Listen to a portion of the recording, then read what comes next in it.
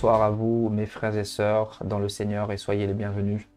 Voilà, nous sommes le lundi 1er mars 2021 et voilà, nous allons partager un moment dans la parole du Seigneur. Nous allons partager sur l'affermissement ce soir. Voilà, le Seigneur a mis ce thème dans mon cœur aujourd'hui même, donc j'aime bien me laisser conduire par le Seigneur. Et voilà, nous allons sans plus tarder partir dans Matthieu au chapitre 13 et nous allons faire un peu de lecture avant de développer ce thème. Alléluia, gloire à Dieu. Donc Matthieu au chapitre 13, Alléluia.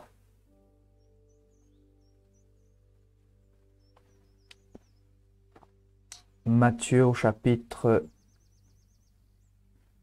13 et nous lirons à partir du verset 18.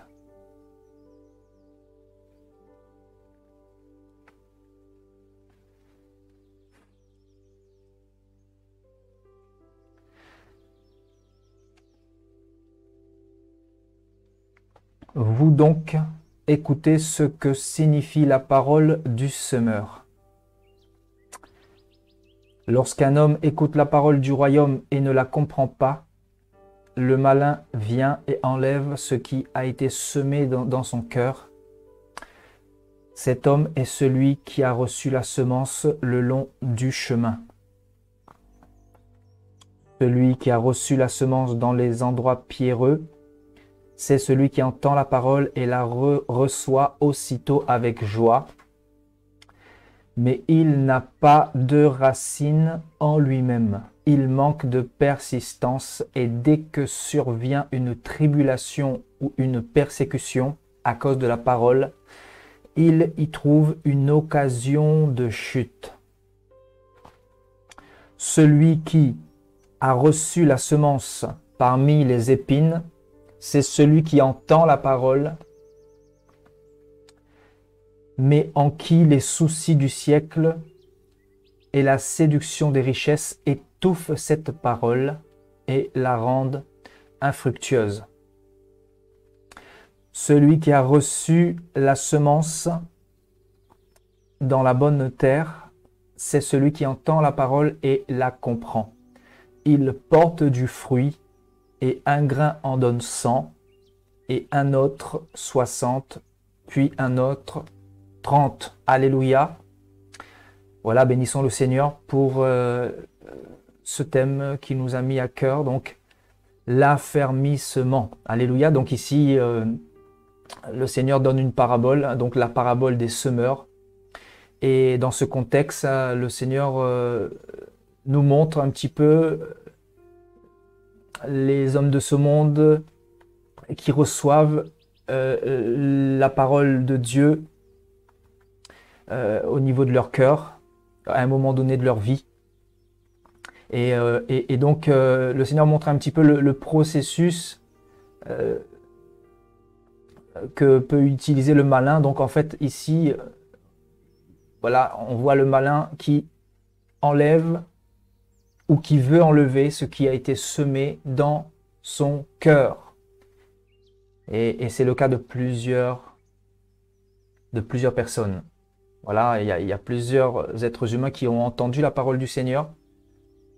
Voilà, ils ont reçu cette semence de l'Évangile au niveau de leur cœur. Et c'est pour ça qu'on comprend quand la Bible nous dit de veiller sur notre cœur plus que tout. Parce que Satan, il vient vraiment voler cette semence de l'Évangile que le Seigneur veut planter en nous. Alléluia.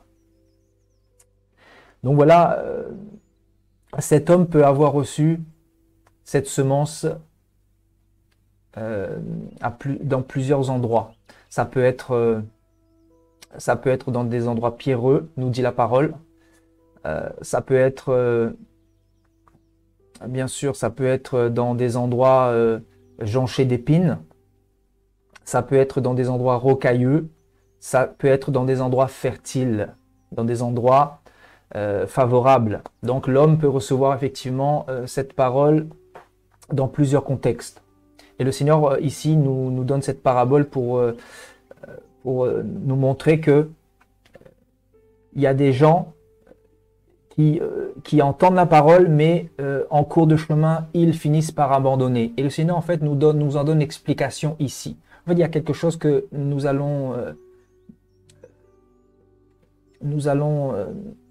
énumérer ce soir. Hein. Donc, le thème de ce soir, c'est quoi? C'est l'affermissement. En fait, le Seigneur nous montre dans cette parabole que sans affermissement, il ne peut pas y avoir de croissance. C'est pour ça, en fait, le Seigneur parle de quoi? Le Seigneur parle de pas mal de choses ici, hein, mais il va parler surtout de racines.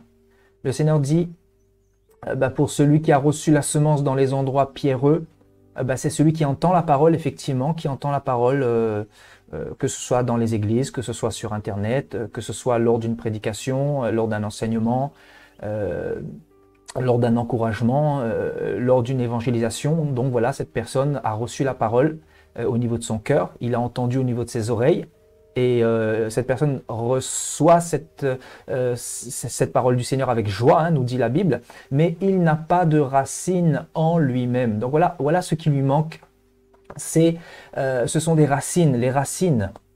Et c'est important, frères et sœurs, de comprendre cet enseignement. Parce qu'en tant que chrétiens, nous devons comprendre que notre vie doit être bâtie en profondeur. Notre vie doit porter des racines en profondeur. Hein, frères et sœurs, quand le Seigneur parle de racines ici, bien sûr, il veut parler de la profondeur. Alléluia. Il veut parler de la profondeur. Donc, les racines ne se trouvent pas à l'extérieur, n'est-ce pas? Les racines ne se trouvent pas ailleurs que dans la terre et en profondeur. Voilà, le Seigneur ne parlera pas d'autre chose que de racines. Donc, en fait, il y a des chrétiens qui se convertissent, qui croient pour un temps et qui finissent par retourner dans le monde à cause de plusieurs éléments, à cause de plusieurs explications, dont les richesses de ce monde, dont les tribulations, dont les séductions nombreuses de ce monde, et donc toutes les choses que le monde propose. Si nous n'avons pas un enracinement profond dans le Seigneur, nous retomberons dans ces choses-là, parce que Satan va revenir constamment nous tenter. Et donc, celui qui n'a pas de racine, il finit par succomber. Il finit par mordre dans le fruit et il refait marche arrière. Alléluia. Donc, c'est important en tant que chrétien, en tant que disciple de Jésus-Christ, d'avoir des racines, frères et sœurs. Il y a deux catégories de chrétiens. Vous avez ceux qui ont des racines, qui sont bâtis sur les racines en profondeur dans le Seigneur, et vous avez ceux qui se disent chrétiens mais qui n'ont pas de racines. Effectivement, ils ont la foi. Oui, tout le monde peut dire qu'il a la foi, mais quelle est la différence entre ceux que Dieu connaît et ceux que Dieu ne connaît pas?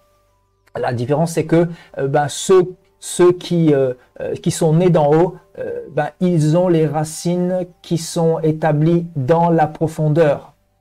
C'est-à-dire, ils ont une conversion radicale, une conversion profonde. Voilà, quand on parle de racines, on parle de profondeur. Donc, c'est une conversion sincère, c'est une conversion véritable. Et même si ils sont faibles, même s'ils passent par des moments difficiles, même s'ils tombent, ils se relèvent toujours. La Bible dit, même si le juste tombe 7 fois, il se relève toujours. Pourquoi le juste se relève toujours, frères et sœurs, selon vous? Selon la parole du Seigneur, ici dans le verset 21. Le juste se relève toujours. Vous savez pourquoi? Parce qu'il a des racines. Il a des racines. C'est-à-dire, tu peux couper ses branches, tu peux couper le tronc, tu peux faire ce que tu veux. Il est inébranlable. Pourquoi? Parce qu'il est enraciné. Parce qu'il est affermi. Voilà, c'est là qu'on peut parler d'affermissement, quand on a des racines en profondeur. Alléluia. Et donc, celui qui n'a pas de racines, nous dit le Seigneur, il manque de persistance. Vous voyez, celui qui n'a pas de racines, il manque de persistance.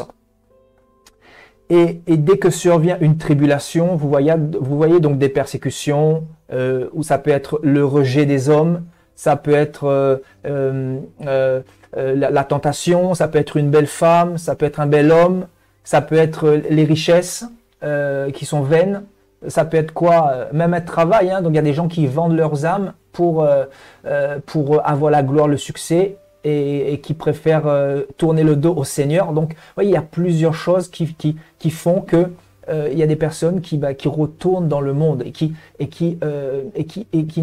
ne cherchent pas à développer les racines dans le Seigneur. Alléluia. Parce qu'on peut se convertir, et quand on se convertit à Jésus, en réalité, nous sommes comme une petite graine, comme un grain de sénévé. Hein. Le Seigneur parlera de cette parabole également. Le royaume des cieux est semblable à un petit grain de sénévé. Quand il tombe en terre, il devient un arbre, il devient grand, il monte jusqu'au ciel, et les oiseaux viennent habiter dans son branchage. Hein. Vous connaissez cette parabole-là, hein? La parabole du grain de sénévé, de la petite graine. Donc c'est ça le royaume des cieux en fait. Le Seigneur, il nous prend de rien et il nous fait naître de nouveau. Hein, comme le Seigneur dira à Nicodème, si tu ne nais d'eau et d'esprit, tu ne pourras pas entrer dans le royaume des cieux. Donc le Seigneur nous fait naître d'en haut. Donc en fait, il y a un commencement quand on parle de conversion, quand on parle de se donner à Jésus-Christ, de se convertir, de devenir chrétien. En fait, il y a un commencement. On n'est pas chrétien par tradition, frères et sœurs. On n'est pas chrétien par religiosité. Non, on est chrétien parce que on a fait cette rencontre avec le Seigneur, parce que la parole du Seigneur est rentrée dans notre cœur. Et quand la parole du Seigneur est rentrée dans notre cœur, y a réellement une repentance qui s'opère au niveau des profondeurs de notre cœur. Et par conséquent, nous commençons il y a des racines qui commencent à prendre vie en nous, et ces racines commencent à se développer, et plus les racines se développent, plus la petite graine commence à sortir de terre et grandir et prendre de la croissance, et c'est ainsi qu'on peut parler de chrétiens affermis. Alléluia, chrétiens affermis ou chrétiens fermes. Voilà, donc le Seigneur nous appelle toutes et tous à être fermes, parce que le but, ce n'est pas de se convertir à Jésus et retourner dans le monde. Le but, c'est de se convertir et aller jusqu'au bout pour être sauvé. C'est ça le but final de notre conversion, frères et sœurs. On ne se convertit pas pour aller à l'église tous les dimanches. On se convertit pour aller jusqu'au bout, pour aller au salut. Et c'est pour ça que le Seigneur a dit, celui qui persévérera jusqu'au bout sera sauvé. Vous voyez, donc le perfectionnement a pour but de nous faire rentrer dans notre destinée éternelle, hein, dans la possession ou l'acquisition du salut. Alléluia, que le Seigneur nous a donné par la foi, mais il faudra se battre. Et il faudra se battre, bien sûr, en ayant une conversion profonde, en étant bâti en profondeur, en ayant des racines solides en nous-mêmes. Là, il est question de racines. Et comment avoir une conversion avec des racines solides en Jésus-Christ? Bien sûr, il y a tout un nombre de choses que nous devons mettre en œuvre dans notre vie pour que ces racines puissent demeurer fermes et inébranlables. C'est-à-dire avoir une relation avec le Seigneur. Le Seigneur a dit quoi dans Jean 15? Sans moi, vous ne pouvez rien faire. En réalité, le Seigneur, il est l'eau de vie et il vient nous arroser continuellement. Donc, c'est la relation avec le Seigneur qui nous permet de développer ces racines, de pouvoir arroser cette vigne que nous sommes. Hein. Ésaïe 4 nous parlera de la vigne de l'Éternel. Vous voyez, donc la vigne que nous sommes, le Seigneur veut l'arroser et bien sûr pour pouvoir être en bonne santé, pour pouvoir porter toujours des bons fruits, alléluia, et pour pouvoir toujours être enraciné face à toutes les nombreuses tempêtes que nous ferons face dans notre vie terrestre. Parce que Satan ne va pas nous laisser tranquilles. Il va y avoir des tempêtes, n'est-ce pas? Il va y avoir des ouragans, il va y avoir des tsunamis qui vont passer sur cet arbre-là, et ça fait mal. L'arbre, je vous dis, il ne sera pas toujours en bonne santé. Si, il sera en bonne santé parce que ses racines le portent, mais ses branches vont se casser la figure, ses branches vont être sectionnées. Est-ce que je parle à votre esprit là ce soir, hein? Les branches vont être sectionnées, des fois il va prendre des coups, l'arbre va prendre des coups parce que il y aura le froid, le chaud, il y aura les persécutions, tout ça, il y aura les agressions extérieures, donc par conséquent, l'arbre va subir de la torture, mais vu que les racines portent cet arbre sera toujours à sa place. voilà, à sa place, et cet arbre va prendre toujours position due à ses racines qui sont en profondeur. Alléluia. Alléluia, gloire à Dieu. Donc, il n'a pas de racines en lui-même. C'est important, hein, c'est important cet enseignement, hein, parce que c'est le cas de plusieurs chrétiens qui n'ont pas de racines en réalité. Et comment savoir si un chrétien n'a pas de racines? En fait, il suffit de voir ses fruits. Hein. Si vous plantez vous plantez un pommier, si ces racines ne sont pas assez profondes, le pommier ne pourra pas donner des bonnes pommes, ou les pommes ne vont pas arriver à maturité. Vous comprenez? Donc les racines, en fait, le pommier dépendra en fait de ses racines, de sa profondeur, de sa terre également. Hein, s'il est dans une bonne terre. Donc voilà, c'est toutes ces choses-là qui sont importants à l'aspect de ce fruit, hein, n'est-ce pas? À la santé de ce fruit. Et donc, alléluia. Donc, il n'a pas de racine en lui-même et il manque de persistance. Et donc, ce terme grec, persistance là, nous parlera de quoi également?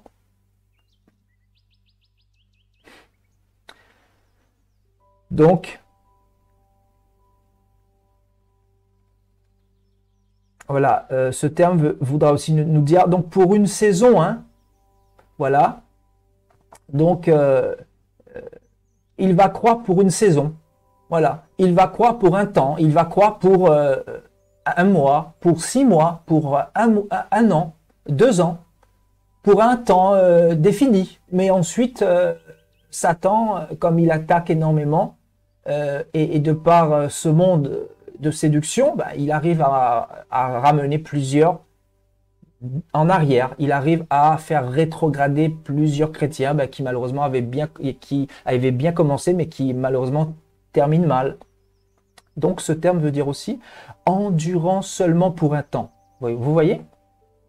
Donc ce terme proskairos en grec là nous parle de croire seulement pour un temps, être endurant seulement pour un temps. Et on comprend que quand Paul dit « j'ai combattu le bon combat, j'ai achevé ou j'ai terminé la course », hein, vous connaissez cette parole hein, dans 2 Timothée là-bas. Il dit « j'ai terminé la course, j'ai combattu le bon combat. Maintenant la couronne de justice m'est réservée.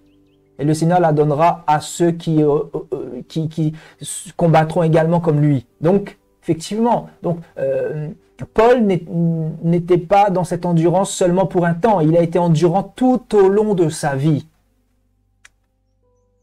C'est-à-dire la vie chrétienne, là, c'est à la vie, à la mort. Voilà. Quand tu deviens vivant selon le Seigneur, c'est-à-dire quand tu te convertis, c'est là que tu expérimentes la vraie vie, hein, parce que la vraie vie, c'est pas lorsque tu viens au monde, non. Ça, c'est la vie charnelle, mais je parle de la vie spirituelle. Quand tu nais de nouveau, tu deviens vivant pour Dieu. Et c'est là tout un marathon que le Seigneur te prépare à ce marathon qui va être long. Et le Seigneur veut que tu sois endurant. Et cette endurance doit t'accompagner, non pas pour un temps précis, mais pour un temps jusqu'à ton salut, jusqu'à ton entrée dans le royaume des cieux, jusqu'à ce que tu quittes ta demeure terrestre. Donc, endurant, non pas seulement pour un temps, mais nous devons être endurants tout au long de notre marche chrétienne. C'est pour ça que c'est un combat terrible, la vie chrétienne. C'est pour ça que le Seigneur dira, il y a beaucoup d'appelés, mais très peu, beaucoup d'appelés, mais très peu d'élus. Pourquoi? Parce que plusieurs n'ont pas compris que la vie chrétienne était une vie d'endurance, n'est-ce pas? Et pour plusieurs, c'est dur. Et ils n'en peuvent plus. Ils font marche arrière, ils abandonnent, ils baissent les bras. Pourquoi? Parce que c'est une vie jonchée de comme je disais tout à l'heure, de tempêtes, d'ouragans, de tsunamis, de choses difficiles à supporter, d'épreuves terribles. Et par conséquent, plusieurs préfèrent retourner en arrière. Et tandis que nous, les disciples, nous préférons souffrir en étant avec Jésus que souffrir en étant dans le monde. Parce qu'au moins, nous sommes en train de combattre. Pourquoi? Pour notre salut. Alléluia. Donc celui qui a les racines, celui qui est affermi, c'est celui qui sera endurant tout au long, ou c'est celui qui va chercher à développer cette endurance-là tout au long de sa marche chrétienne. C'est pour ça, frères et sœurs, il ne faut jamais s'endormir sur ses lauriers. Parce que vous connaissez aujourd'hui, mais vous ne connaissez pas demain. Demain, Satan, il va préparer encore beaucoup de pièges pour chacun d'entre nous. Et si nous n'avons pas de racines, si nous nous occupons pas de notre vie chrétienne tel un champ qu'on arrose régulièrement, qu'on cultive régulièrement, qu'on traite régulièrement, ben, forcément, nous allons tomber dans le piège et nous allons refaire marche arrière. Donc, c'est pour ça que l'enseignement du Seigneur, en fait, a pour but de nous permettre de tenir ferme jusqu'au bout. Parce que le Seigneur nous a parlé de quoi? Ben, de toutes les persécutions qui font malheureusement faire reboucher marche arrière à plusieurs personnes. Hein. Il parle de quoi ici? Il parle de tribulation et de persécution. Regardez dans le verset 21.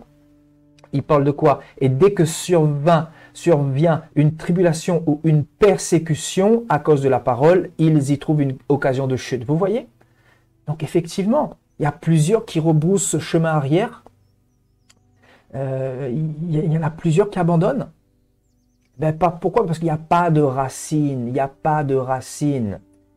Et donc, ils ont cru qu'avec le Seigneur, c'était croire et voilà, on est sauvé. Oui, on croit, on est sauvé, mais il faut garder le salut maintenant. Il faut garder sa vie de sanctification. Il faut garder sa relation avec le Seigneur, sa vie de prière, sa vie de jeûne. Il faut garder son intimité avec le Seigneur. Quand on parle de garder les choses que le Seigneur nous a données, mais en fait, c'est pour entretenir les semences, entretenir les racines. Hein? Parce que si vous n'entretenez pas un arbre, si vous ne l'arrosez pas, ben, je peux vous assurer que cet arbre va mourir. Hein? Je vous assure. La nature nous enseigne comme ça. Hein? Hein? Plantez quelque chose dans votre jardin et n'arrosez pas. Et que ce sol soit à une température de 40 degrés sans eau. Et vous allez voir, cette plante va finir par mourir, par sécher. Parce que cette plante n'a pas les éléments nécessaires et vitaux à sa croissance, à sa subsistance. Alléluia. Donc, voilà les chrétiens qui croient pour un temps. Ils manquent de persistance. Donc, ils croient pour un temps. Voilà, cette version veut dire aussi, ils croient pour un temps. Où il manque de profondeur, il manque de racines, hein, parce que le Seigneur parle ici de racines, bien sûr. Il n'a pas de racines en lui-même, il n'a pas de racines. Donc en fait, les racines, c'est vraiment quand nous commençons à parler de racines, nous commençons à parler d'un arbre qui passe à une phase supérieure. C'est-à-dire, on peut parler de la graine qui va commencer vraiment à grandir, à porter, à croître. Et ben pour ça, il faut des racines. Parce que c'est les racines qui vont permettre que l'arbre puisse vraiment grandir, puisse vraiment se développer, etc. Alléluia. Donc le chrétien, c'est pareil. C'est exactement pareil. Et donc si le chrétien n'est pas au courant de tout ce qui va y avoir sur son chemin comme obstacle, d'où l'importance de l'enseignement biblique. Hein, si nous faisons les enseignements, c'est pourquoi? C'est pas pour faire joli, bien sûr, c'est pour nous préparer, nous équiper, nous rendre endurants, et que nous ne puissions pas faire comme certains qui retournent en arrière. Alléluia. Donc, voilà, donc il y a des personnes qui croient pour une saison.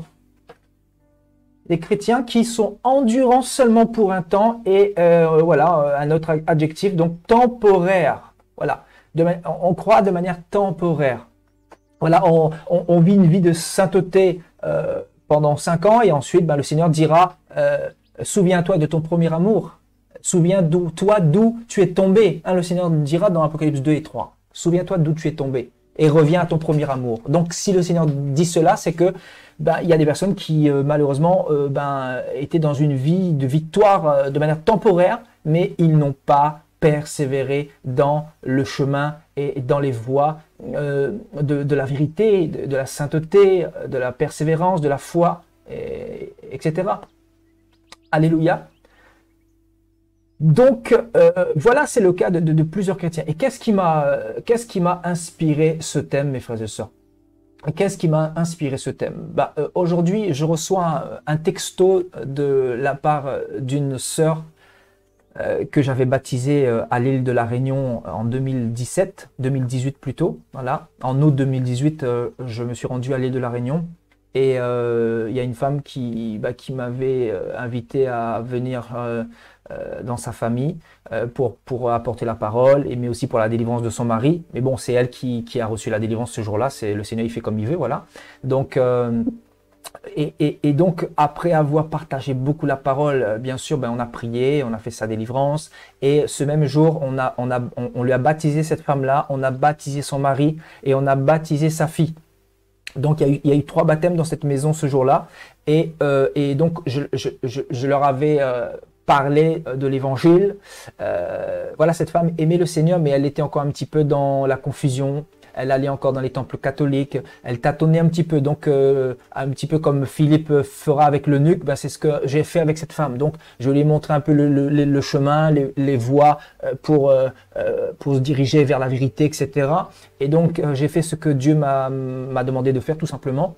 Et donc, ces trois personnes avaient reçu leur baptême ce jour-là. Donc, ils ont compris l'importance du baptême par immersion, parce qu'ils étaient pour la plupart baptisés catholiques, qui n'est pas le baptême, je le dis encore une fois, le baptême catholique, ce n'est pas un baptême, ce n'est pas le baptême biblique, c'est un baptême, mais ce n'est pas le baptême que Jésus nous a demandé de faire.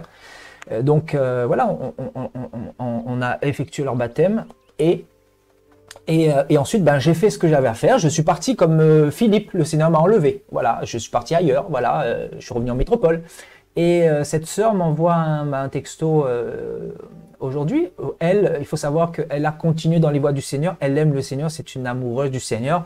Depuis que je l'ai rencontrée en 2018, il y a eu une transformation totale. Elle est vraiment née d'en haut. Elle est bouillante pour le Seigneur. C'est une femme de prière. Elle parle de relation avec le Seigneur. Elle parle de la présence de Dieu qu'elle ressent. Vraiment, elle aime le Seigneur. Tu sens quand quelqu'un aime le Seigneur. Voilà, tu le sens. Il n'y a pas besoin de parler 10 ans avec une personne pour le comprendre. Voilà, elle est passionnée, elle a la parole de Dieu dans son cœur. Tu sens qu'elle est remplie du Saint-Esprit. Et elle me disait, voilà, son mari, qui s'était aussi, qui s'était aussi converti. Donc lui, c'est vrai qu'il avait beaucoup de problèmes à cette époque-là. Il avait une société, une grande société, une grande entreprise, et qui était super endetté. Et donc lui, en fait, son esprit était plus sur ses problèmes que sur sa conversion. Mais il savait qu'il avait besoin d'aide. Donc moi, je lui disais clairement que c'est le Seigneur qui allait lui sortir de là, qu'il fallait remettre sa vie entre les mains du Seigneur, faire confiance au Seigneur, et que le Seigneur allait l'aider à sortir de cette phase difficile. Et donc, en fait, ce monsieur, je vais pas nommer son nom, bien sûr, c'est pas le but, mais voilà, ce monsieur, en fait, il a il était amoureux des richesses, en fait. Son cœur était balancé au niveau des richesses.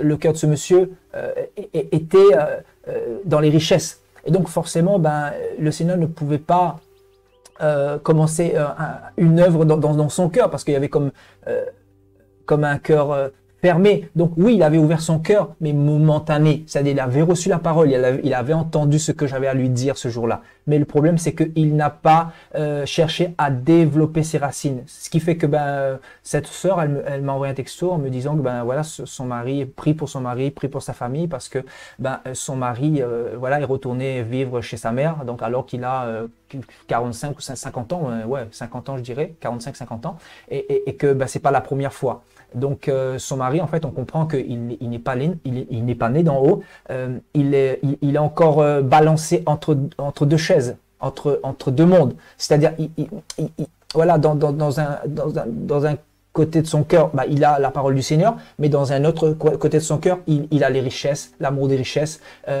la vie de matérialisme dans laquelle il était auparavant. Donc en fait, il est vraiment il est balancé entre ces deux vies-là. Donc forcément, il ne peut pas porter de racines. Et en fait, c'est cette histoire-là qui m'a inspiré ce thème, en fait. L'affermissement. Et en fait, elle me demande de prier pour son mari. Elle prie déjà pour son mari, mais en fait, moi, je comprends tout de suite, l'esprit me montre tout de suite que que ben, ce monsieur, il a pas de racines.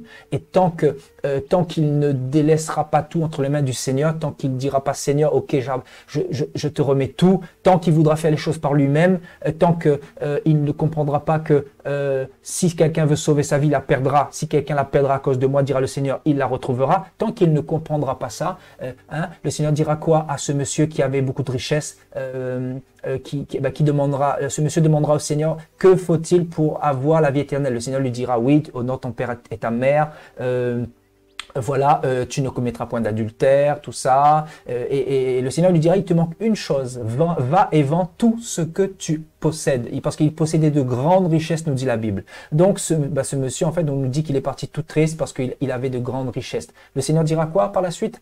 Il est difficile à un homme, enfin il est plus facile à un homme de passer par le trou d'une aiguille qu'à un riche de rentrer dans le royaume des cieux. C'est terrible, hein? C'est quand même terrible ce que le Seigneur a dit. Donc en fait, on comprend effectivement que ici, ce que le Seigneur a dit est vrai. Je comprends, hein, parce que le Seigneur parle de quoi également? La séduction des richesses. Vous voyez, en fait, la séduction des richesses, là, c'est terrible. Et en fait, qui étouffe la parole. Il y a beaucoup de choses qui étouffent la parole, hein, et qui la rendent infructueuse. Vous voyez, donc la parole du Seigneur qui ne porte pas son fruit, ben, c'est un arbre qui n'a pas de racines. Ça, c'est ça qu'il faut comprendre. Un arbre qui n'a pas de racines. Alléluia. Et donc, un homme qui n'a pas de racines, ben, c'est quelqu'un qui ne porte pas du fruit. Et pourquoi n'a-t-il pas de racines? Ben parce que il y a un refus de laisser le Seigneur prendre la place, ou toute la place dans son cœur. Vous voyez? C'est-à-dire, il y a encore l'amour plus pour les richesses que pour le Seigneur. C'est ça que je veux dire. Parce que le Seigneur peut te rendre riche, mais pour te rendre riche, il va d'abord te briser. Il va d'abord t'enseigner à l'aimer lui premièrement avant les richesses. Voilà, parce que quand tu aimes le Seigneur avant les richesses, ben, tu comprendras que les richesses que le Seigneur t'a données, en fait, ça sera pour aider les pauvres, ça sera pour aider ton prochain, ça sera pour faire une œuvre pour l'avancement du royaume des cieux. En fait, je veux dire, dans cette direction-là, mais non plus avoir des richesses pour construire des villas, des piscines, acheter plusieurs voitures comme les gens du monde. Vous voyez? Voilà, donc construire des royaumes de vanité. Donc voilà, le Seigneur, en fait, il veut prendre toute la place. Il veut prendre toute la place. Et donc, c'est pour ça que le Seigneur a dit, hein, que sert-il à un homme de gagner le monde s'il perdait son âme? Donc voilà, il y a des personnes qui mélangent Jésus avec les richesses, qui mélangent Jésus voilà, avec la séduction de ce monde, avec le péché. Et ben, par conséquent, ils ne peuvent pas avoir de racines. Ça, c'est clair, net et précis. On parle de racines. Quand on commence à parler de racines, on commence à arriver à un état d'affermissement, voilà. On ne peut pas parler d'affermissement sans racines, mes frères et sœurs. Écoutez bien, vous pouvez le noter quelque part chez vous dans un cahier, c'est important. Hein? On ne peut pas parler d'affermissement sans racines. Parce que quelqu'un qui est affermi, c'est quelqu'un qui campe sur ses positions, qui est né d'en haut, qui combat le bon combat de la foi, qui marche dans une vie de sainteté, qui lutte, qui combat pour être à la brèche, voilà, qui se prépare pour le retour de Jésus, quelqu'un qui ne succombe pas facilement au péché, c'est quelqu'un qui va réfléchir à deux fois quand il est tenté, quand il est dans la tentation, c'est quelqu'un qui ne va pas faire n'importe quoi. Vous savez pourquoi? Parce qu'il y a les racines qui le portent. Aïe, aïe, aïe, aïe, aïe. Il y a les racines qui le portent là. Et vous voyez, quand les racines portent un chrétien là, ce chrétien ne tombe pas facilement. Mais en réalité, quand il n'y a pas les racines, ce chrétien se casse la figure rapidement. Je vous dis la vérité, très très rapidement. Parce que je vais vous dire quelque chose. Si nous, étant les disciples du Seigneur Yoshua, et le Seigneur nous a donné des racines, et imaginez-vous, quand il y a des tentations, des fois c'est tellement difficile, on pleure, on gémit là. Bon, imaginez un peu ceux qui n'ont pas de racines là. Ah, je veux parler à quelqu'un. Imaginez-vous un peu ceux qui n'ont pas de racines là. Ben, je vous assure, ils sont emportés comme on emporte le vent, comme le vent emporte la paille. Je vous assure.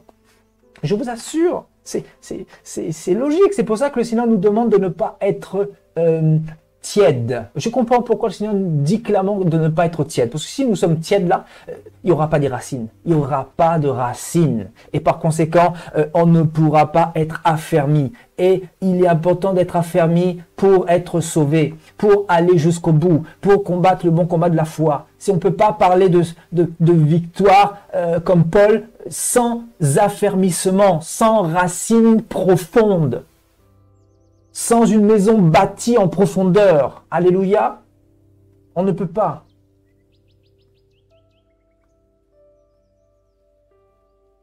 Alléluia. Donc voilà, on pourrait parler aussi de fausse conversion. Ce monsieur, peut-être, il s'est converti par dépit, je ne sais pas. Mais au moins, il a pris la main du Seigneur. Je suis convaincu qu'il a été sincère dans sa démarche. Mais le problème, c'est qu'il n'a pas cherché à développer les racines. Il n'a pas cherché à persévérer dans les voies du Seigneur. Ce qui fait que ben voilà, sa vie chrétienne a des fruits de destruction. Voilà, voilà, il commence à fuir sa femme et bientôt, ben, l'ennemi, qu'est-ce qu'il peut lui mettre dans la tête? Ben, divorce avec cette femme parce qu'elle prie trop, parce qu'elle est trop accrochée au Seigneur, parce qu'elle a changé, elle est plus comme autrefois, parce qu'elle ne fait plus les pratiques sexuelles d'autrefois. Vous voyez, toutes ces choses-là. Donc en fait, l'ennemi après il se met à attaquer comme pas possible et c'est pour ça que les gens divorcent. C'est pour ça qu'il y a des couples chrétiens qui divorcent, etc., etc. C'est pour ça que dans un couple, si les deux ne sont pas vraiment nés d'en haut, là, c'est difficile. Ah, je vous assure, vous allez souffrir. Vous allez souffrir. Ah, je vous dis la vérité. Tout à l'heure, j'ai eu une sœur au téléphone, ben, elle me disait, ben, son mari, voilà, il était volage, etc. Il allait voir ailleurs. Donc voilà. Pourquoi? Ben parce qu'il n'y a pas de racine, il n'y a pas le Seigneur, tout simplement. Et si vous n'avez pas de racine, c'est mal barré. Tandis que les deux ont des racines, ben les deux vont dans la même direction. Parce que c'est le même olivier qui porte le branchage. Donc l'olivier franc ou Jésus-Christ. Jésus-Christ qui porte le tronc, ben forcément ben les deux vont dans la même direction. Les deux vont chercher à porter les mêmes fruits, hein, parce que ça vient de la même semence. Alléluia. Alléluia. C'est terrible, hein, la parole du Seigneur. Hein. Le Seigneur vraiment nous ouvre les yeux, hein, ce soir encore, hein, pour comprendre qu'il y a des gens là, en fait, ils n'iront jamais loin. Pourquoi? Ben parce qu'il n'y a pas de racines. Il n'y a pas de racines. Si vous n'avez pas de racines, là, je vous dis, vous allez abandonner. Je vous dis, avec les combats qu'on a connus là, je sais qu'il y a des frères et sœurs aussi ici qui ont connu des combats terribles. Et je vous assure que s'il n'y a pas les racines là, il n'y a pas les racines ou un minimum de racines, je dis bien un minimum de racines. Et quand je parle de racines, là, dans les racines, il y a quoi? Il y a l'amour du Seigneur, hein, il y a l'amour de Jésus, l'amour pour Jésus. C'est ça, hein, quand on parle de racines, là. Hein, si vous n'avez pas un minimum d'amour pour Jésus, hein, dans les racines, il y a quoi? Il y a la persévérance pour sauver ton âme. Parce que tu sais que si tu abandonnes, tu es perdu. Tu vas en enfer comme les autres. Hein? Dans les racines, il y a tout ça. Hein. Le Seigneur vient solidifier tes racines comme il faut là pour que tu ne baisseras jamais les bras. Et je vous assure, le Seigneur y arrive. Le Seigneur y arrive. Ah, je vous assure. Et d'ailleurs, ben, nous continuerons dans un instant. La Bible nous parle pas mal comment dire, de l'affermissement, de la persévérance, etc. Hein, la Bible nous parle beaucoup de persévérance. Pourquoi? Parce que nous en aurons besoin. Mais la conversion véritable, c'est une conversion qui consiste à avoir des racines en profondeur. Voilà, non pas des petites racines où on peut t'arracher de la terre facilement. Non, non. Alléluia. Donc voilà, et on nous parle de quoi? De la bonne terre. Voilà, on nous parle de la bonne terre. La bonne terre, ben c'est un cœur bien disposé, vous voyez. Donc, c'est celui qui entend la parole avec un cœur bien disposé, nous dira une autre version dans un autre évangile. C'est celui peut-être de Marc ou de Luc. Et donc, celui qui reçoit la parole avec un cœur bien disposé, donc il reçoit cette parole dans son cœur, il comprend cette parole et il porte du fruit. Il cherche à entretenir, en fait, littéralement. Il cherche à entretenir son jardin, son cœur. Il cherche à avancer. Il brasse les Écritures, hein, il médite la parole de Dieu. Il essaie de ne pas rester un jour sans lire la parole. Voilà, il est constamment connecté à son maître, en fait. Voilà. Il est connecté à son maître et par conséquent, il porte du fruit parce que le Seigneur a dit quoi? Sans moi, vous ne pouvez rien faire. Et ça, si on n'a pas compris ça, on est mal barré. On peut avoir des racines, mais si on n'est pas connecté à Jésus, on est mal barré. Hein? En fait, quand les racines sont connectées à notre vie, en fait, Jésus est là. Mais s'il n'y a pas de racines, je vous dis, on peut pas parce que c'est les racines qui nous donnent la force de ne pas abandonner. Si vous n'avez pas de racines, vous allez mourir. Vous allez mourir, je vous dis la vérité.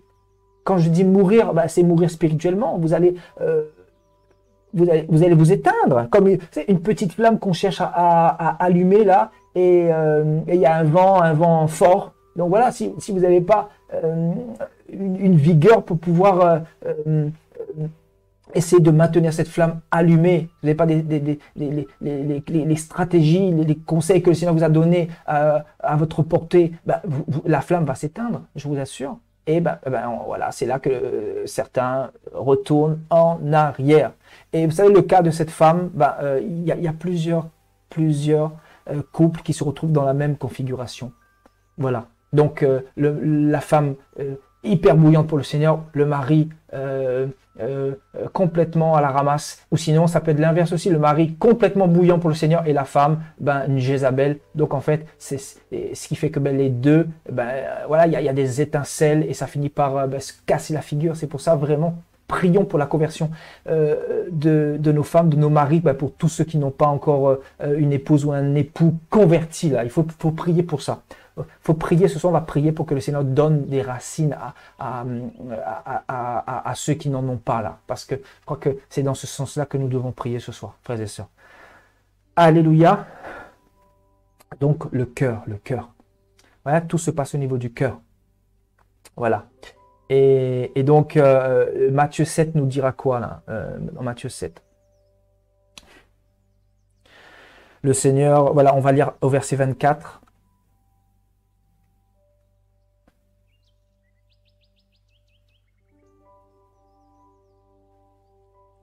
Verset 24, c'est pourquoi quiconque entend ces paroles que je dis et les met en pratique sera semblable à un homme prudent qui a bâti sa maison sur le roc. Vous voyez, on parle d'une maison qui est bâtie sur le roc. Quand on parle du roc, on parle de la profondeur, encore une fois. Quand vous bâtissez une maison, là, vous fouillez en profondeur. Je parle de 2, 3, 4 mètres en profondeur afin de poser les premières fondations. Et ensuite, vous commencez à mettre du béton et vous commencez à monter la pierre tout autour. Vous comblez ce fond de béton. Et ensuite, vous commencez à prendre de la croissance au niveau de la maison. Vous commencez à bâtir toute la maison parce que le sous-sol est bien enraciné. Le sous-sol est bien solide. Voilà, en fait, c'est ça les racines, là. C'est ça. Le Seigneur nous parle encore des racines ici, là. Vous voyez? Donc, c'est celui qui met la parole en pratique. Voilà, qui ne bronche pas, qui ne cherche pas à faire les choses par lui-même aussi. C'est ça le problème aussi de plusieurs. Voilà, on essaie de faire les choses par soi-même, alors que c'est le Seigneur qui nous donne la force en réalité. Donc en fait, c'est les racines du Seigneur qui nous permettent d'avoir la force de réussir sa marche chrétienne. Voilà, donc la mise en pratique, quiconque entend ces paroles que je dis et met en pratique, sera semblable à un homme prudent. Voilà, l'homme prudent. Voilà, donc certainement ce frère n'a pas été prudent. Ce monsieur dont je vous ai parlé tout à l'heure n'a pas été prudent.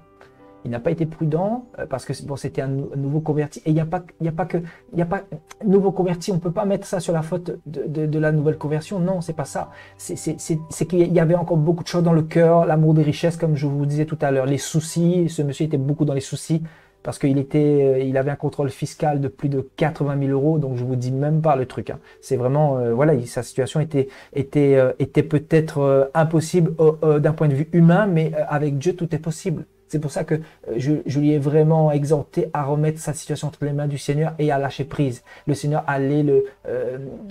allait trouver une issue à sa situation. Vous voyez, donc l'homme prudent va chercher plutôt à remettre sa vie entre les mains du Seigneur et mettre en pratique sans essayer de savoir comment je vais sortir de cette situation-là. Le Seigneur nous aide toujours, il est notre papa, non? Nous avons fait des erreurs, oui. Et nous allons assumer dans le monde physique si nous avons fait des erreurs, si nous avons des choses à payer. Mais le Seigneur, il est vivant, n'est-ce pas?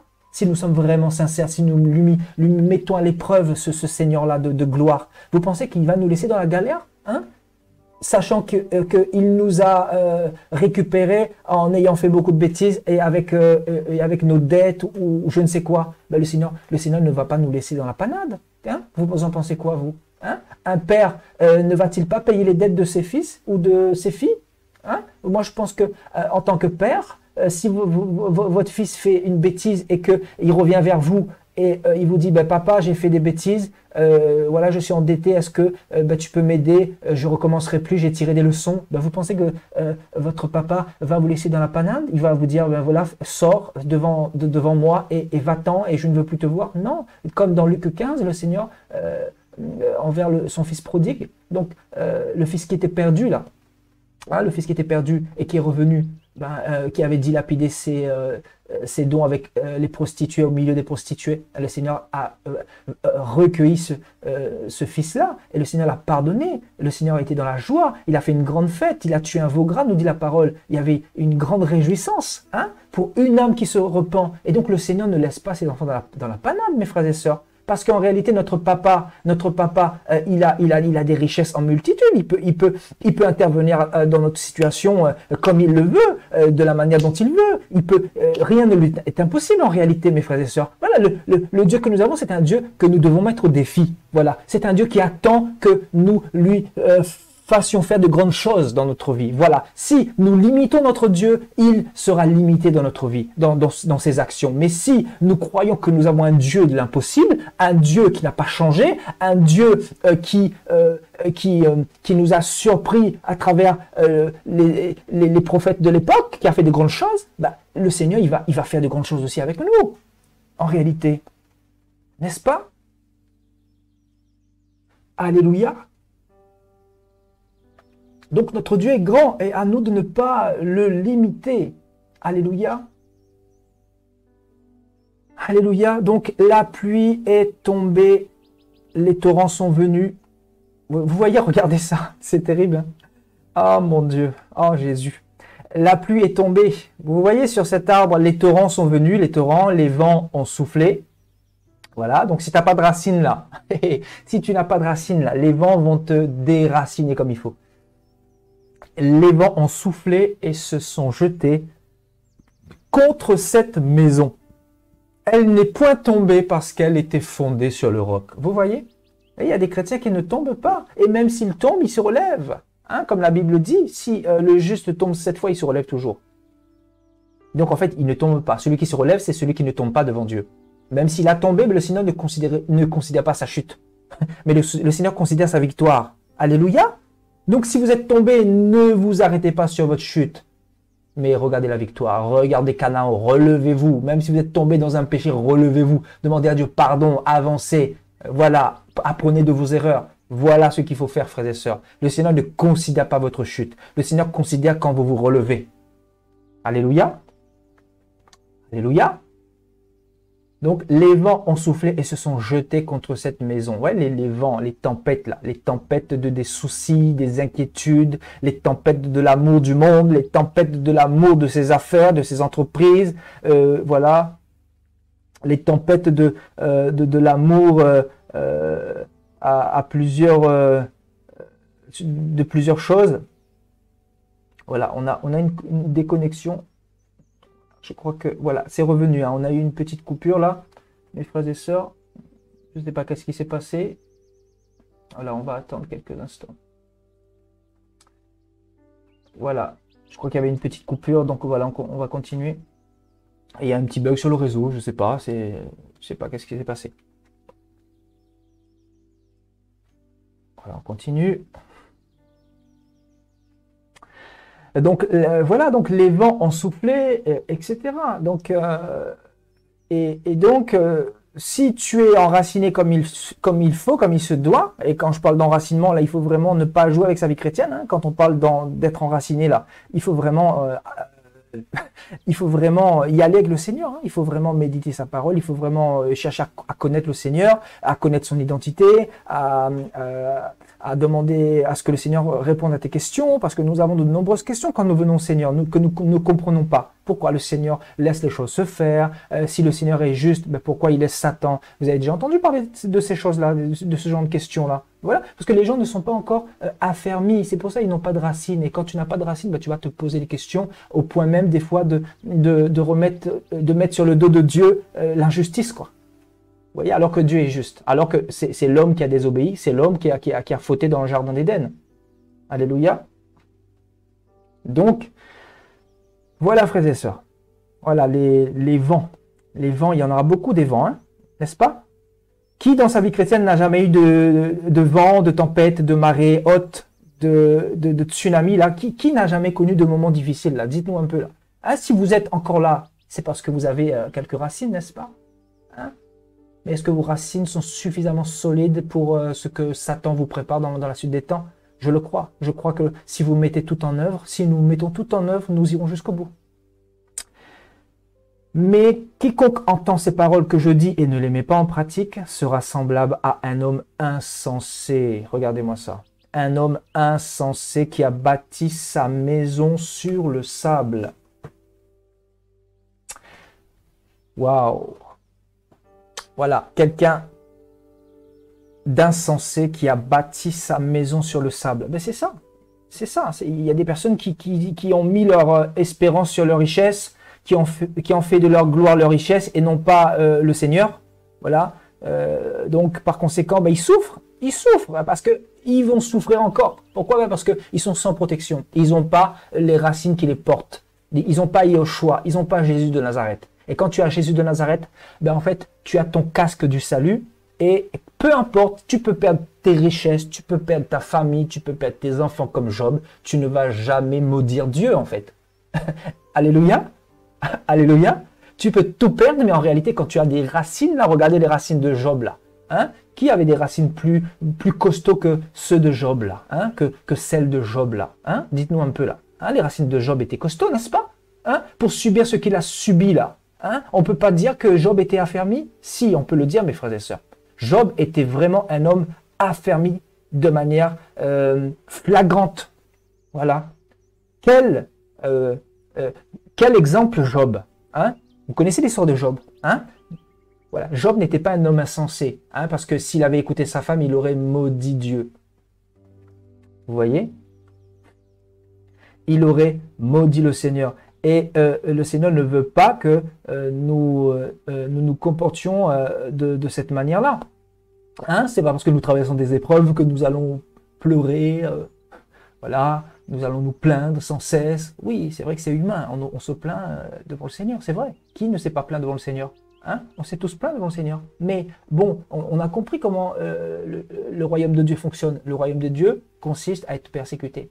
Hein? Vous avez mis un pied dans la barque avec le Seigneur, vous allez être persécuté, vous allez être pourchassé, vous allez être haï.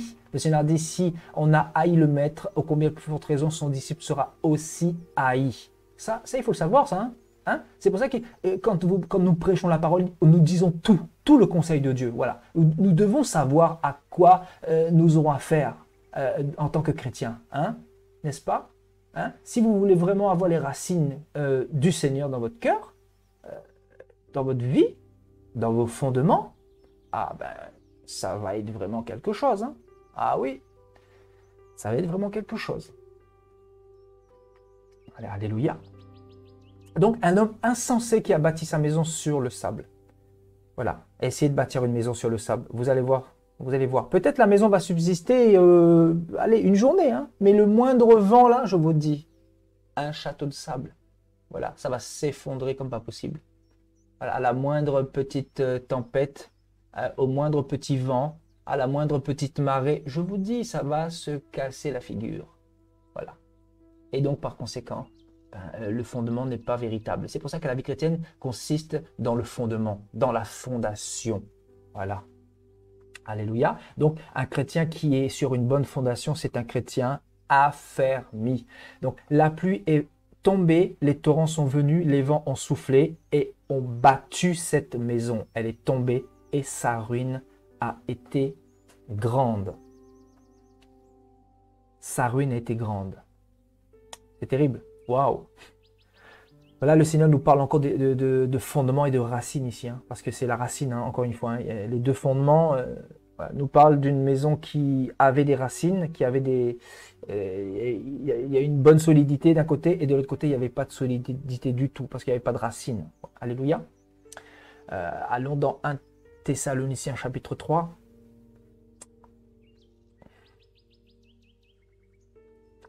Nous allons lire au verset 12. Que le Seigneur augmente de plus en plus parmi vous et à l'égard de tous cette charité que nous avons nous-mêmes pour vous. afin d'affermir vos cœurs pour qu'ils soient irréprochables. C'est fort, c'est fort, c'est fort. Afin d'affermir vos cœurs pour qu'ils soient irréprochables dans la sainteté devant Dieu notre Père lors de l'avènement de notre Seigneur Jésus avec tous ses saints. Waouh, c'est magnifique, hein? Waouh! Oui, on parle de l'affermissement des cœurs. Les cœurs, voilà ce que le Seigneur veut affermir, les cœurs. Il ne veut pas affermir vos richesses. Premièrement, non, il s'en fiche. Non, ce n'est pas ça qui l'intéresse. Hein? Il veut affermir nos cœurs et dans le but que nous soyons irréprochables. Voilà, irréprochables dans la sainteté devant Dieu notre Père. Et l'affermissement dont nous parle Paul ici, l'apôtre Paul. Allons voir un petit peu ce terme grec affermir. Hein? Donc ici, Paul va nous parler de l'affermissement. Et qu'est-ce que veut nous dire Paul ici dans ce verset 13? On va le voir. Donc du grec stérizo, et qui veut dire rendre stable. Vous voyez, un chrétien qui est stable. Donc, placé fermement. Vous voyez, une maison sur le roc est placée fermement. Un chrétien qui a des racines, il est stable, il est fixe. Voilà, il est inébranlable. Alors, on nous parle aussi de fortifier, voilà, renforcer, rendre ferme, c'est fort. Hein? Ouais, le fait d'avoir un arbre fortifié là, donc on s'occupe de cet arbre-là, on s'occupe de ces racines-là, on arrose ces racines-là quotidiennement de manière à ce que nos racines puissent être fortifiées, afin que notre arbre puisse être fortifié. Ici, l'arbre, c'est quoi? C'est ta vie chrétienne, mon frère, ma soeur. L'arbre, c'est ta vie chrétienne. Tu dois t'en occuper. C'est à toi de t'en occuper. Ce n'est pas à ton pasteur de s'occuper de ta vie chrétienne. Non.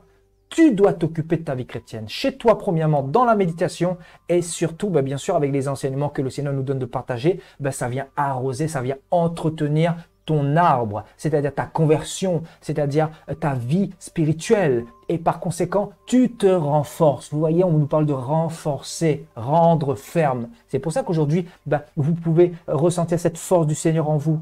Et il y a des chrétiens qui ne ressentiront jamais cette force-là. Pourquoi? Parce qu'il manque de quelque chose. Il manque de quoi? Et il manque de Jésus. Il manque les racines, en fait. Il manque les racines. Hein? Donc, rendre ferme. Rendre ferme. Alléluia. Alléluia. Donc, voilà, on a besoin de renforcer ces racines. Voilà, il ne faut pas se contenter de laisser les racines comme ça, de se dire, voilà, on est affermi. Non! C'est un combat de tous les jours. C'est un combat de tous les jours. C'est jamais assez, en fait. En réalité, c'est jamais assez. La parole de Dieu, il nous le faut, en fait. C'est pour ça que cette semaine-là, on va partager tout au long de cette semaine sur des thèmes-là. Parce que le Seigneur m'a donné beaucoup de thèmes. Cette semaine, on va partager beaucoup d'enseignements ensemble, là, tous les soirs, à partir de 19h30, là. Et voilà, on en a besoin. On en a besoin pour être forts, des chrétiens solides. Alléluia. Donc, regardez, rendre constant. C'est terrible, hein? Rendre constant. Waouh! Oui, ça rejoint un petit peu. Vous voyez, donc, quand on parle de constance, on parle d'endurance.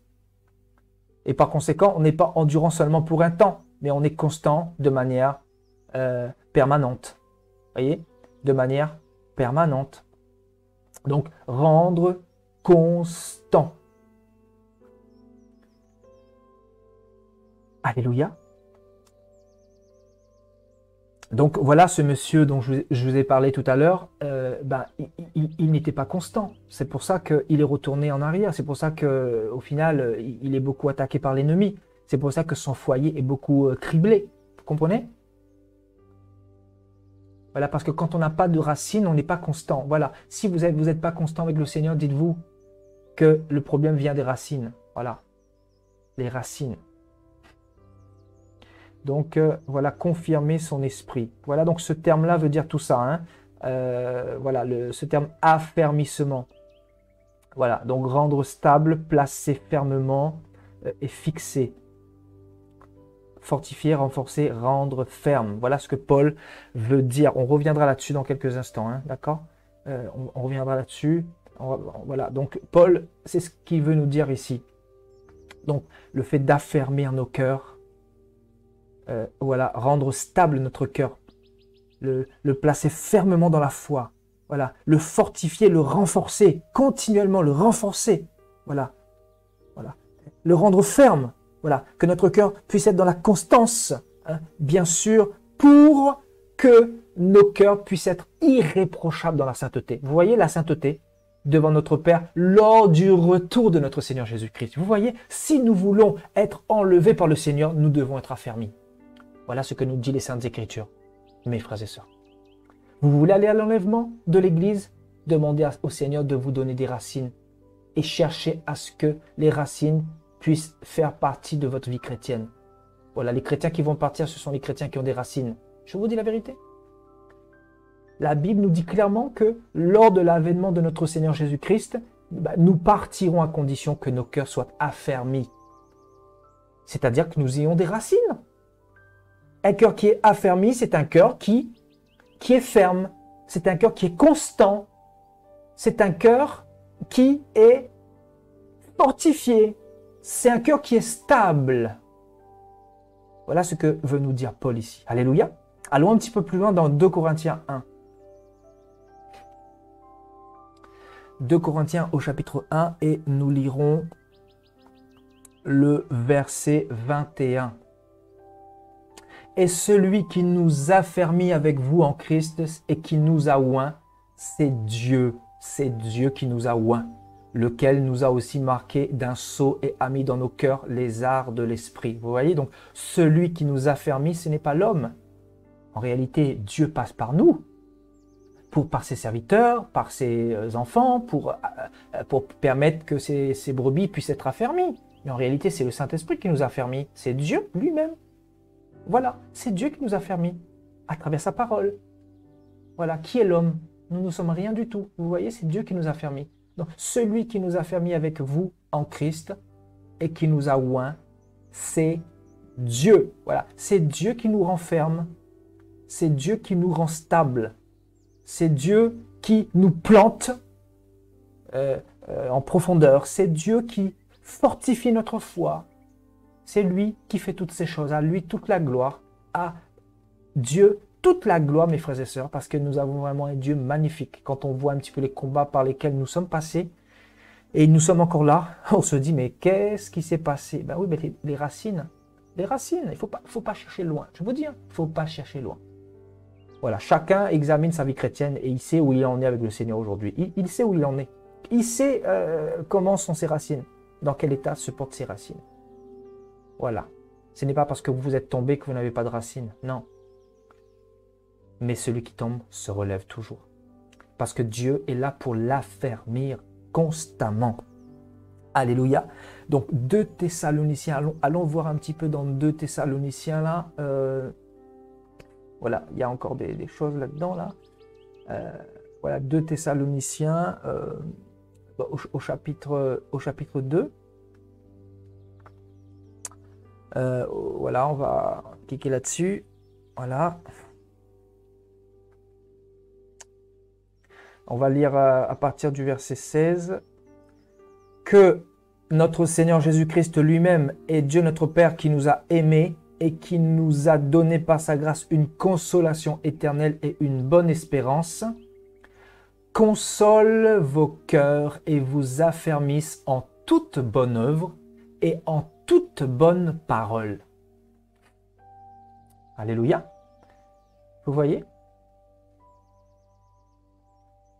Ah, donc, notre Seigneur Jésus-Christ lui-même et Dieu notre Père qui nous a aimés, en fait, il console nos cœurs et nous affermisse en toute bonne œuvre et en toute parole. Donc c'est le Seigneur qui nous rend capable de faire des bonnes œuvres. C'est le Seigneur qui nous rend capable d'avoir des bonnes paroles dans notre cœur, dans notre bouche, d'avoir un bon cœur, un bon trésor. Voilà, c'est le Seigneur qui affermit tout cela. Voilà. Souvent, on a besoin d'affermissement. Et le Seigneur veut affermir toutes nos voies concrètement. Il veut nous affermir, il veut affermir notre cœur, il veut nous rendre fermes. Voilà le but, encore une fois, de la vie chrétienne. Allons voir encore quelques versets là. que nous retrouvons par rapport à l'affermissement. Voilà, Pierre va dire quelque chose de très fort, hein. Pierre va dire dans 2 Pierre 1, voilà, 2 Pierre 1, au verset 10. Nous allons lire à partir du verset 10 à 12.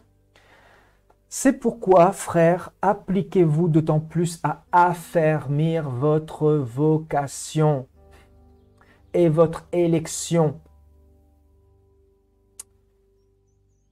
Car en faisant cela, vous ne broncherez jamais. C'est ainsi que l'entrée dans le royaume éternel de notre Seigneur et Sauveur Jésus-Christ vous sera pleinement accordée. Waouh! Vous voyez, on nous parle de quoi? De l'affermissement de la vocation et de notre élection. Le Seigneur, effectivement, il nous a élus avant la fondation du monde, mais nous ne devons pas nous comporter comme des pharisiens et croire que tout est acquis. Non, on doit affermir notre élection. Le Seigneur nous a élus, nous devons l'affermir, cette élection-là. C'est-à-dire, nous devons constamment veiller là-dessus, n'est-ce pas? Parce que le diable, il vient, il rôde. Vous comprenez? Il rôde et il cherchera à nous faire tomber. Voilà. Donc, affermissons notre vocation, affermissons notre vocation. Voilà. Le ciel est une vocation. Voilà. Donc, la sainteté, c'est une vocation, c'est notre vocation. Voilà. Donc, cette vie de sainteté, de droiture, de justice, cette vie qui honore le Seigneur, on doit l'affermir constamment. Voilà. Le Seigneur nous appelle à cela quotidiennement, mes frères et sœurs. Alléluia.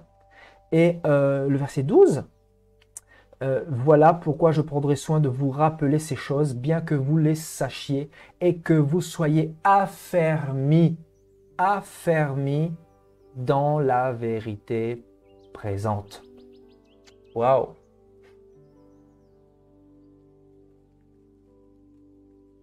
Alléluia. Donc, affermis dans la vérité présente. Voilà, la vérité du Seigneur nous affermit. Voilà. Donc, c'est la vérité qui nous affranchit, nous dira le Seigneur. Vous connaîtrez la vérité vous affranchira. Donc, cherchons à être affranchis avec la vérité que le Seigneur nous donne tout le temps, là, en lisant sa parole. Hein? Si nous rejetons la vérité, nous ne pouvons pas être affermis. Nous ne pouvons pas nous préparer notre salut, notre éternité. C'est pas possible. Oui? L'affermissement. Voilà. Donc la Bible nous parle beaucoup de l'affermissement. Il y a encore d'autres versets qui nous parlent de l'affermissement. Voilà, ce verset-là, il est vraiment très fort. Hein?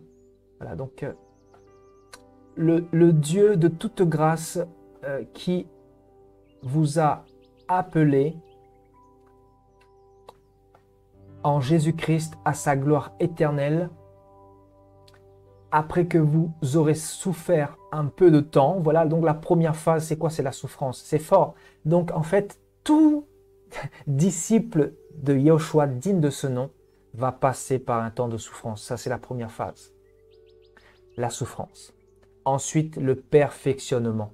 C'est-à-dire, on ne peut pas être perfectionné sans passer par la souffrance. Vous voyez, donc en fait, c'est ce qui est arrivé à ce monsieur dont je vous parlais tout à l'heure. Voilà, il est passé par un temps de persécution, de souffrance, un temps d'épreuve, et le Seigneur lui a tendu la main. Il a pris la main du Seigneur, mais en fait, il a refusé de persévérer, donc il n'a pas pu être perfectionné. Parce qu'après le perfectionnement vient l'affermissement. Vous voyez, donc le Seigneur vous perfectionnera lui-même, vous affermira, vous fortifiera et vous rendra inébranlable. Vous voyez, inébranlable. Ouais, c'est fort, c'est fort. Mais ce verset-là, il est terrible. Là. Il est vraiment très, très fort, ce verset-là. Ça montre un petit peu les étapes que le Seigneur utilise pour nous rendre inébranlables. En fait, il y a 4 grandes étapes. Vous avez la souffrance, premièrement, la souffrance.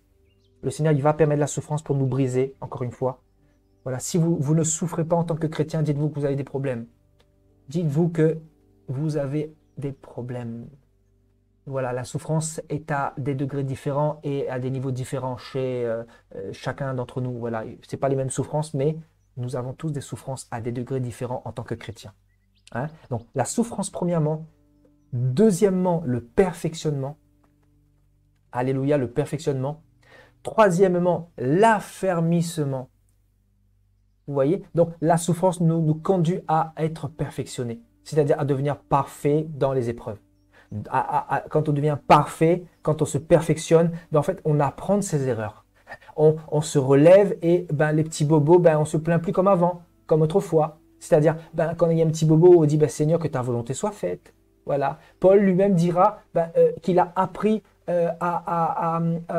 comment dire, il a appris de ses erreurs. C'est-à-dire, quand il est faible, il dira c'est là que je suis fort. Quand je suis faible, c'est là que je suis fort.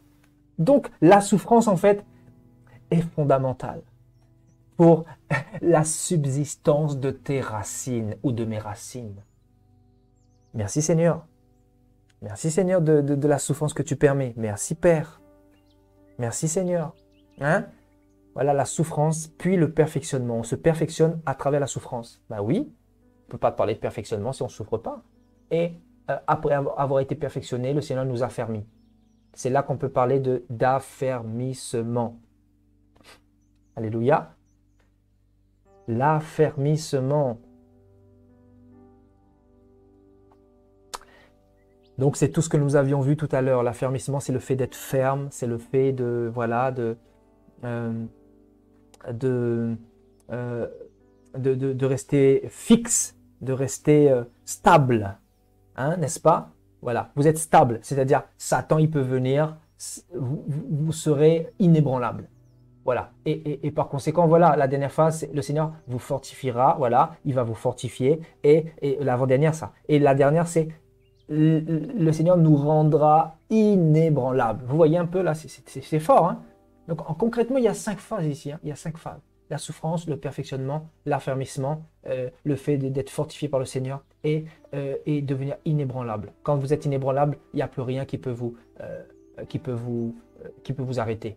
C'est-à-dire, ben, vous êtes dans la condition de Jean-Baptiste. C'est-à-dire, coupe la tête ou pas, c'est pareil, ça m'est égal. Tu peux couper ma tête, c'est pas grave. C'est comme Étienne qui était en train d'être lapidé et il dira, Seigneur, ne leur impute pas ce péché, ne leur attribue pas ce péché. C'est-à-dire, pardonne-leur, Seigneur. Voilà, je m'en vais en paix avec toi, Père. Voilà. Et il va voir le trône de Dieu, il va voir le royaume de Dieu qui lui avait ouvert les bras à cette époque-là. Vous voyez, donc celui qui arrive à l'état d'inébranlable, ben, c'est celui qui en fait qui reculera jamais devant l'adversité. Voilà, quoi qu'il arrive. Vous voyez? Donc voilà encore un petit enseignement que le Seigneur nous donne là par rapport à ce verset-là. J'avais déjà fait un enseignement là-dessus, mais c'est vrai qu'on redécouvre encore ce verset-là différemment et merci Seigneur. Donc, voilà, parce qu'on nous parle de quoi? De l'affermissement. Voilà, l'affermissement, mes frères et sœurs. Alléluia. Voilà, le Seigneur dira quoi dans Apocalypse 3, au verset 2? Sois vigilant et affermis le reste qui est près de mourir. Voilà, voilà. Si on ne veut pas mourir, si on ne veut pas abandonner le Seigneur ou retourner en arrière, on doit être affermi. Voilà, affermi, c'est-à-dire on doit prendre soin de l'arbre, des racines, on doit arroser, on doit manger, on doit avoir les nutriments nécessaires. Voilà, donc le Seigneur dit, sois vigilant et affermis le reste qui est près de mourir. Voilà, dans cette assemblée de l'époque. Alléluia. Et donc, le Seigneur nous donne quoi encore comme... Voilà, donc Paul dira dans Romains 1, 11, voilà, je désire vous voir pour vous communiquer quelques dons spirituels afin que vous soyez affermis. Donc, ouais, les dons spirituels sont là aussi pour nous affermir, bien sûr. Voilà, dans l'Église du Seigneur, le don de prophétie, le don de parler en langue, comment dire, pour l'interprétation des langues, voilà, le don de chasser les démons, enfin voilà, tous les dons que le Seigneur a donnés, c'est ça pour but de nous affermir, bien sûr.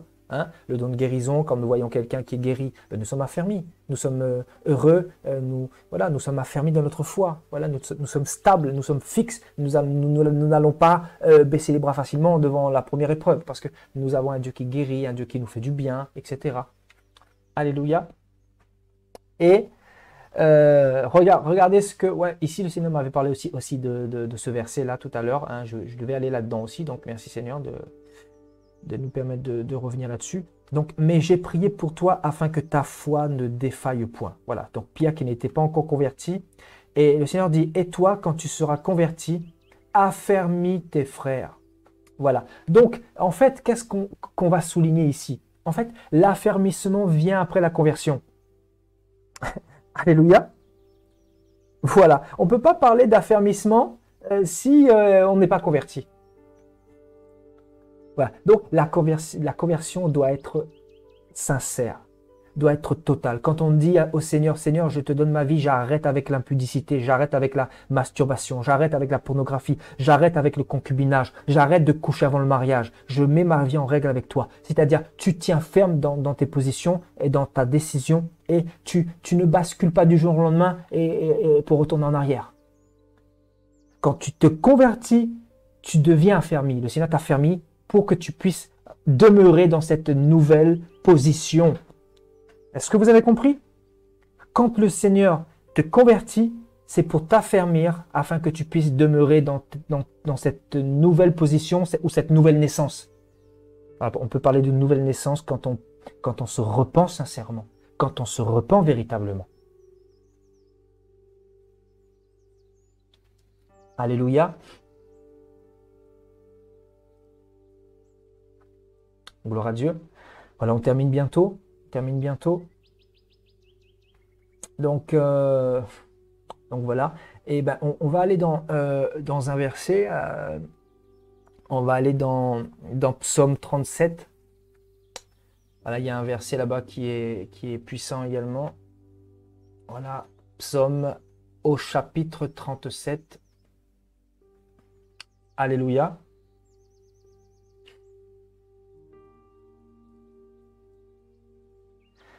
Au verset 23.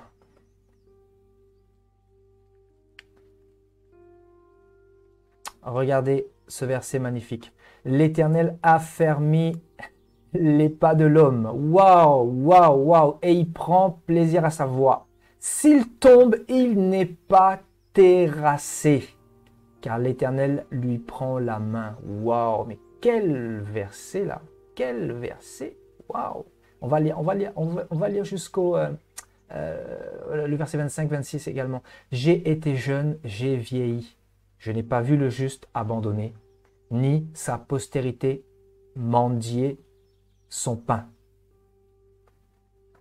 Toujours il est compatissant et il prête, et sa postérité est bénie.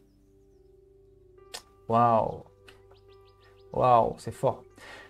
C'est fort. L'Éternel affermit les pas de l'homme.